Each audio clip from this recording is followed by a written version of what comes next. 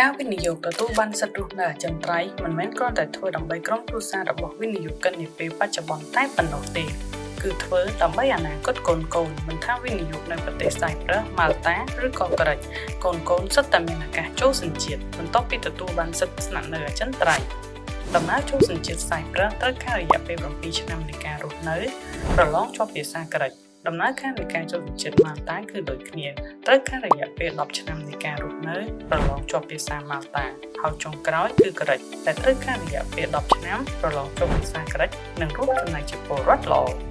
ជាការពិតបន្ទាប់ពីទទួលបាន Green Card វិនិយោគិននិងក្រុមគ្រួសារអាចសម្រេចចិត្តរស់នៅឬក៏មិនរស់នៅប៉ុន្តែអត្ថប្រយោជន៍នៃការទទួលបានការអប់រំនៅទីនោះគឺឥតគិតថ្លៃពីកម្រិតបឋមដល់វិទ្យាល័យដែលកូនអាចរៀននិងចំណាយពេលរស់នៅដើម្បីដាក់ពាក្យចូលសញ្ជាតិបានសម្រាប់ព័ត៌មានបន្ថែមនៃការប្រឹក្សាសូមទំនាក់ទំនងមកកាន់ Free Visa ឥឡូវនេះ